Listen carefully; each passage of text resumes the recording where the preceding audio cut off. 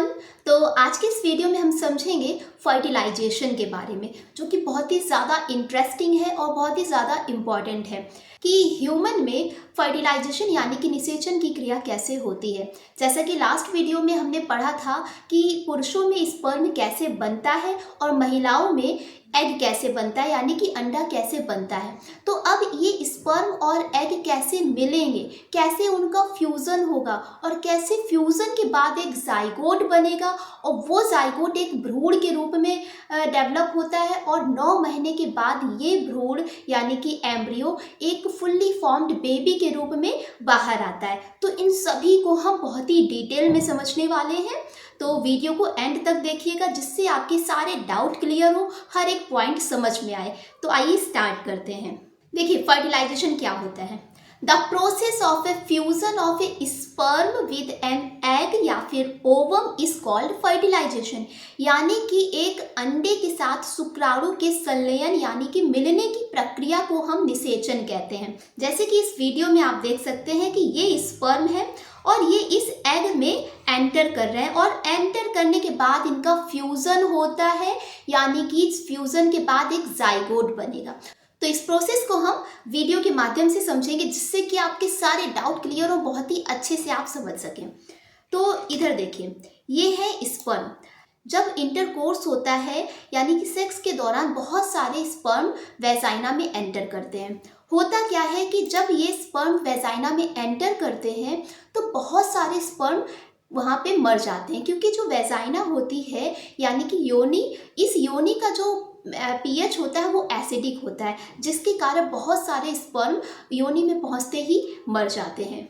अब देखिए, जब सेक्सुअल इंटरकोर्स होता है यानी कि सेक्स के दौरान फीमेल की वेजाइना में और सर्विक्स में और यूट्रस में कॉन्ट्रैक्शन होने लगता है, जिसके कारण जो वेजाइना, सर्विक्स और यूट्रस होता है थोड़ा सा बढ़ जाते हैं और ये स्पर्म आसानी से इसमें एंटर कर जाते हैं। लेकिन जब ये कॉन्ट्रैक्शन नहीं हो पाता है, ये कॉन्ट्रैक्शन नहीं होगा तो इन स्पर्म को बहुत ज़्यादा मेहनत करनी पड़ती है, जबकि अगर कॉन्ट्रैक्शन हो रहा है तो ये स्पर्म आराम से अपने आप ही आगे बढ़ रहे हैं। लेकिन जब कॉन्ट्रैक्शन नहीं होगा तो इनको काफ़ी मेहनत करनी पड़ती है और ये अपने आप ही आगे मूव करेंगे, जबकि इधर जो एग है ये फैलोपियन ट्यूब में आगे बढ़ रहा है। ठीक, अब ये जो एग है, इस एग की वॉल पे कुछ प्रोटीन पाई जाती हैं जिन्हें कहते हैं ग्लाइकोप्रोटीन, और ये जो स्पर्म है, इस स्पर्म को इसी वॉल से एंटर करके अंदर आना है।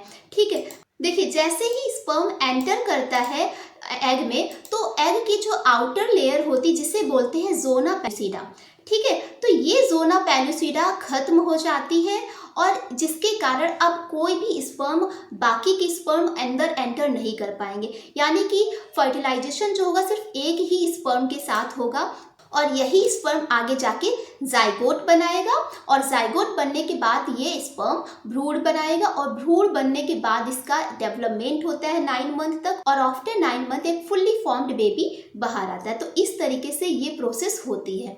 ठीक, आई होप ये सारी चीज़ें आपको समझ में आई होंगी। तो अब हम इसके स्टेप्स को समझेंगे कि कैसे फर्टिलाइजेशन स्टेप बाय स्टेप होता है।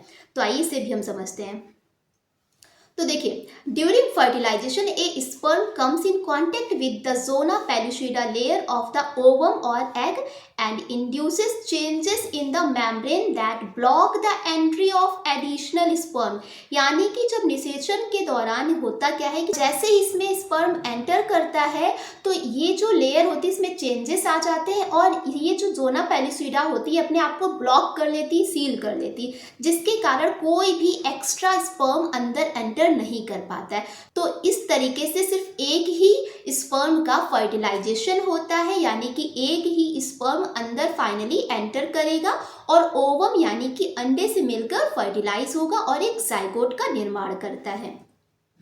इसके बाद होता क्या है, the secretion of the acrosome help the sperm enter into the cytoplasm of the ovum through the zona pellucida and the plasma membrane, यानी कि जो एक्रोसोम होता है, शुक्राणु का जो एक्रोसोम होता है जो कि इस स्पर्म के टिप पर पाया जाता है। ठीक है, तो ये क्या करता है, ये जो एग की प्लाज्मा मेम्ब्रेन होती है उससे कांटेक्ट करने में हेल्प करता है, जिसके कारण स्पर्म अंदर एंटर कर जाता है एग में। ठीक है, इसके बाद this induces the completion of the meiotic division of the secondary oocyte। अब जैसे ही स्पर्म एग में एंटर किया, ठीक है, देखिए जो स्पर्म जब एंटर करता है एग में तभी उसको हम ओवम कहते हैं। वैसे तो वो क्या होता है, सेकेंडरी oocyte ही कहलाता है। After fertilisation, after fusion of sperm, तब उसे हम कहते हैं ओवम, ठीक है। अब इससे क्या होता है, यहाँ पे जैसे ही स्पर्म मिलता है तो सेकेंडरी oocyte में जो मियोटिक डिवीजन होता है, सेकेंड मियोटिक डिवीजन होता है, वो कंप्लीट हो जाता है, ठीक है। The second meiotic division also unequal and result in the formation of second polar body and haploid ovum. Soon the haploid nucleus of the sperm and ovum fuse together and form a diploid zygote। यानी कि meiotic division जब complete हो जाता है तब क्या होता है कि जो sperm और ovum होते हैं ये fertilize होंगे और इससे meiotic division complete हो जाएगा।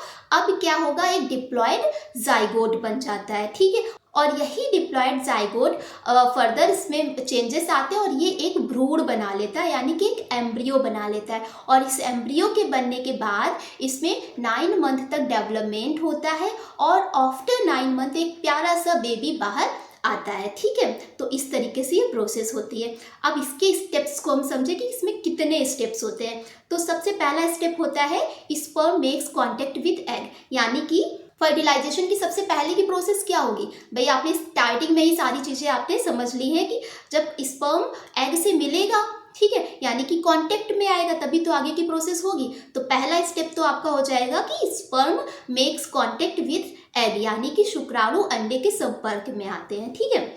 इसके बाद सेकेंड स्टेप क्या होगा कि एक्रोसोम रिएक्ट विद जोना पेलिसोडा। अब ये जो एक्रोसोम है इसमें डायग्राम में देखिए कि स्पर्म एंटर किया, यहाँ पे एग के पास कांटेक्ट में आया।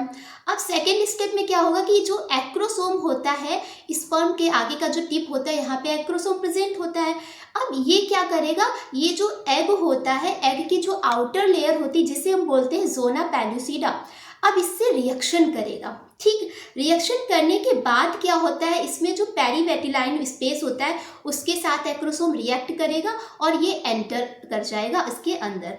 इसके बाद ये जो प्लाज्मा मेम्ब्रेन होती है, एग की प्लाज्मा मेम्ब्रेन, ठीक है। फोर्थ स्टेप में क्या होगा कि एग की प्लाज्मा मेम्ब्रेन में ये अंदर एंटर कर जाएगा और इसके बाद फाइनली ये अपने न्यूक्लियस को एग के अंदर एंटर करा देता है। कौन, स्पर्म, यानी कि जो स्पर्म का न्यूक्लियस होता है, यानी कि न्यूक्लियस किस में होगा, हेड में ही तो होगा, ठीक है। इसके हेड में न्यूक्लियस होगा और ये फाइनली अपने हेड को अंदर एंटर करा देता है और जबकि टेल जो है इसकी ये बाहर ही रह जाती है। तो इस तरीके से फाइनली फर्टिलाइजेशन होता है और एक डिप्लॉयड जाइगोट बनता है। तो ये फर्टिलाइजेशन के कुछ स्टेप्स हैं कि किस तरीके से स्टेप बाय स्टेप फर्टिलाइजेशन होता है। आई होप आपको सारी चीज़ें क्लियर अच्छे से समझ में आई होगी। तो अगर आपको वीडियो इंटरेस्टिंग लग रही है, सारे पॉइंट्स आपके क्लियर हो रहे हैं, सारे डाउट क्लियर हो रहे हैं, तो चैनल को सब्सक्राइब कर लीजिए, वीडियो को लाइक कर दीजिए और इसे अपने फ्रेंड्स के साथ शेयर ज़रूर करें। तो देखिए, ये तो आज हमने पढ़ लिया फर्टिलाइजेशन, यानी कि ह्यूमन में फर्टिलाइजेशन कैसे होता है। और नेक्स्ट वीडियो में हम पढ़ेंगे पार्च्यूरेशन की प्रोसेस को, कि किसी भी फीमेल में जो गर्भावस्था की प्रक्रिया होती है कैसे होती है और कैसे वो उसमें गर्भधारण की प्रक्रिया होती है, किस तरीके से फीमेल में गर्भ ठहरता है और कैसे आगे की प्रोसेस होती है। तो इन सभी को हम डिटेल में बहुत ही अच्छे से फुल डायग्राम और वीडियो के साथ समझेंगे। तो जुड़े रहिए हमारे साथ और आपका कोई डाउट हो, कोई भी क्वेरी हो तो उसे कमेंट बॉक्स में ज़रूर मेंशन करें। तो मिलते हैं नेक्स्ट वीडियो में, तो पढ़ते रहिए, मस्त रहिए।